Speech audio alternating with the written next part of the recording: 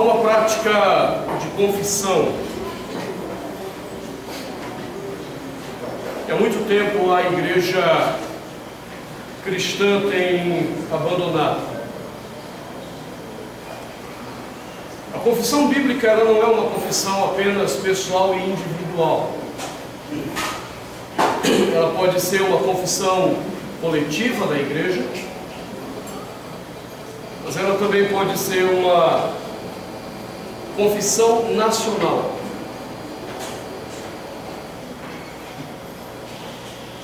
Na época do profeta Jeremias, Israel gozava de um estado econômico muito bom. As coisas caminhavam muito bem para todos os moradores. E Deus levantou Jeremias para dizer: olha, vai e diz ao povo que o tempo de paz que eu estou dando é apenas para trazer sobre Israel a minha ira. Você vai dizer a eles que não existe paz e que o que eles chamam de paz é apenas a minha ira vindo sobre eles. Jeremias foi e disse: olha, o Senhor diz que não tem paz. Vocês estão se enganando, porque está tudo bem, todo mundo está com dinheiro no bolso, todo mundo está tendo sua comidinha em casa, vocês estão achando que Deus está abençoando essa nação. Deus está dizendo: não tem paz. Os seus profetas estão dizendo: paz, paz. E Deus diz: não há paz. O povo não ouviu Jeremias. O coitado ainda apanhou, literalmente apanhou. E aí Nabucodonosor invadiu Israel. E aquela nação que antes gozava de paz virou escrava do dia para a noite. Os seus supostos direitos foram tolhidos. Seus filhos foram escravizados. O livro de Lamentações nos mostra a dor do que houve em Israel por não terem ouvido a voz do Senhor. Diante disso, eu queria que você pensasse o seguinte: qual é a possibilidade de um dia você ouvir Silas Malafaia, que nós tanto criticamos pelo que ensina, Marco Feliciano, que nós também tanto criticamos pelo que ensina, Caio Fábio, que nós tanto criticamos também pelo que ensina, e muitos amigos meus, homens piedosos, dizendo uma mesma coisa: não vote no PT. Qual é a possibilidade desses homens com posicionamentos tão diferentes e ao mesmo tempo tão discrepantes do que nós acreditamos, todos chegarem e ir a público e dizer: presta atenção? Some-se a isso o movimento da Igreja Católica vindo a público dizendo a mesma coisa.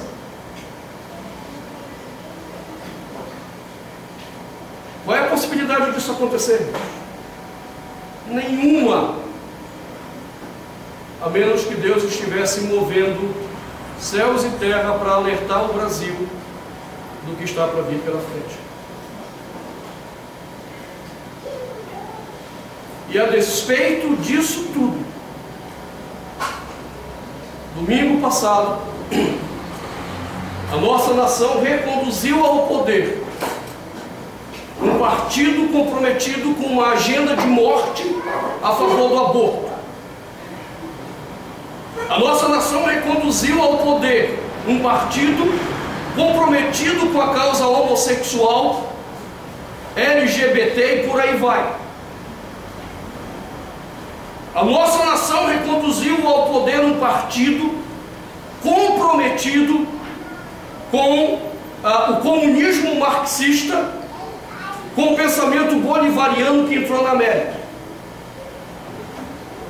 A despeito disso, a nossa nação reconduziu ao poder um partido que está acabando com o patrimônio dessa nação,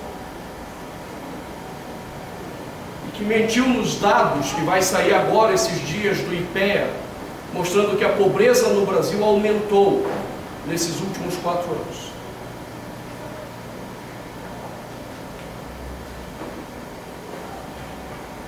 Vergonhosamente, nós escolhemos vender o nosso voto, simplesmente para ter um prato de lentilha na mesa. Bolsa Família, Bolsa Escola, Bolsa não sei o que. A gente vende a honra para ter um prato de lentilha na mesa. A gente vende os valores de Deus para a nação para ter um prato de lentilha na mesa. A gente vota num partido desde o início contra Deus e tudo que Deus ensina na sua palavra.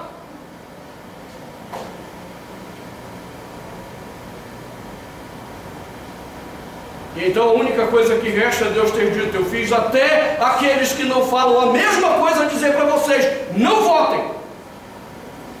E vocês votaram. Então agora arquem com as consequências. Isso me lembra Neemias, que foi o homem que viu a desgraça do que aconteceu depois que Jeremias havia dito o que disse, a nação não ouviu, e Neemias encontra a terra destruída depois de mais de 70 anos. E Neemias se volta para o Senhor e faz a oração de confissão nacional. Eu gostaria que você ouvisse a oração de Neemias.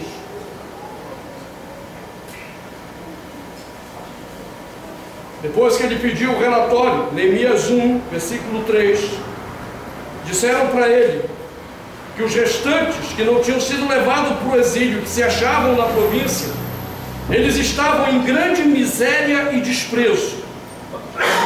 Os muros de Jerusalém estavam derribados e as suas portas queimadas. Diz então Neemias que quando ele ouviu essas palavras, ele assentou-se e chorou. Irmão, Neemias não precisava fazer isso. Neemias era copeiro do rei, tinha um bom cargo, tinha uma boa vida. Mas ele ouviu o que aconteceu com o seu povo e lamentou e chorou pela desgraça do povo, porque lá atrás não ouviram o que o profeta disse. E ele foi jejuar e orar ao Senhor dos Exércitos e orou o seguinte: Ah, Senhor, Deus dos céus, Deus grande e temível, que guardas a aliança e a misericórdia para com aqueles que te amam e guardam os teus mandamentos. Estejam, pois, atentos os teus ouvidos e os teus olhos abertos, para acudires à oração do teu servo, que hoje faço a tua presença dia e noite, pelos filhos de Israel, teus servos. E faço confissão pelos pecados dos filhos de Israel, os quais temos cometido contra ti. Pois eu e a casa de meu pai temos pecado. Temos procedido de todo corruptamente contra ti. Não temos guardado os mandamentos, nem os estatutos, nem os juízos que ordenaste a Moisés teu servo. Lembra-te da palavra que ordenaste a Moisés teu servo, dizendo: se transgredirdes, eu vos espalharei por entre os povos. Mas se converterdes a mim e guardardes os meus mandamentos e os cumprirdes, então, ainda que os vossos rejeitados estejam pelas extremidades dos céus, e de lá eu os ajuntarei e os trarei para o lugar que tenho escolhido para lhe fazer habitar teu nome. Estes ainda são teus servos, e o teu povo que resgataste com teu grande poder e com a tua mão poderosa. Ah, Senhor, estejam, pois, atentos os teus ouvidos à oração do teu servo e à dos teus servos que se agradam de temer o teu nome. Concede que sejam bem-sucedido hoje o teu servo, e dá-lhe mercê perante este homem. Neste tempo, eu era copeiro do rei. quero convidar você a fazermos uma oração de confissão a Deus pela desgraça dessa nação. Uma nação corrupta tanto quanto seus governantes. Porque a única explicação que existe para essa nação votar num governo descaradamente ladrão e corrupto é que os homens sejam tão ladrões e corruptos quanto os seus governantes. Quero convidar você a fechar os seus olhos. Juntos pediremos perdão ao Senhor pela escolha errada que fizemos de manter um governo que decidiu afrontar ao Deus Santo nesse país.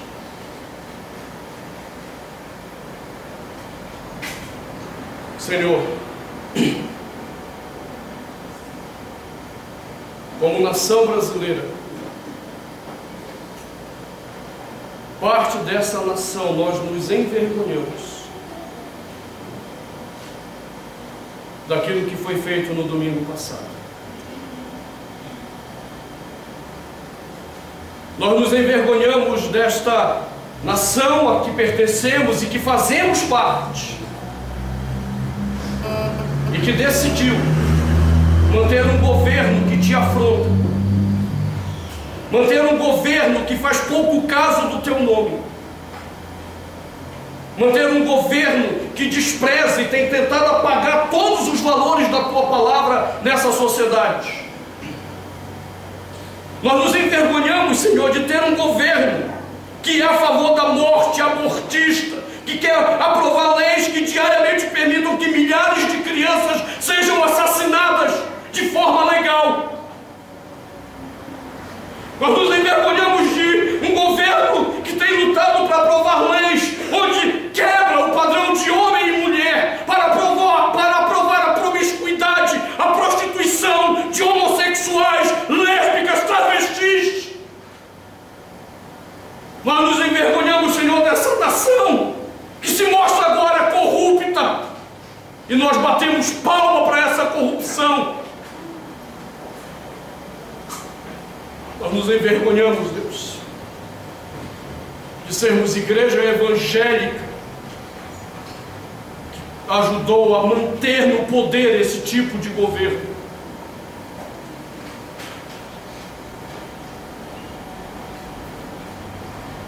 Perdoa-nos, Senhor, por isso. Perdoa-nos pela insensatez do que foi feito na semana passada.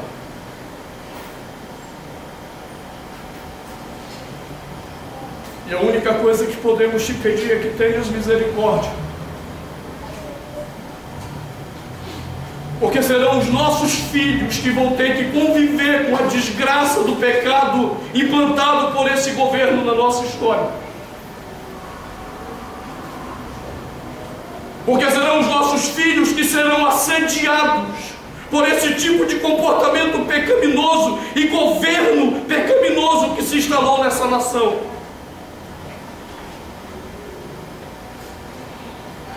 Enquanto tivermos vida, dá-nos sabedoria para instruir os nossos filhos na verdade. E quando faltarmos, quando morrermos, dá que nossos filhos tenham entendido a verdade para resistirem ao mal que se implanta nessa nação. E enquanto tivermos força e vida, ajuda-nos a proclamar a verdade da tua palavra. Ajuda-nos a dizer a verdade e denunciar as mentiras desse governo, para que pelo menos o remanescente fiel do Senhor acorde, enxergue e se posicione a favor da tua palavra, dos teus estatutos, dos teus mandamentos. Perdoa-nos, Senhor, e te compadece de nós, em nome de Jesus. Amém.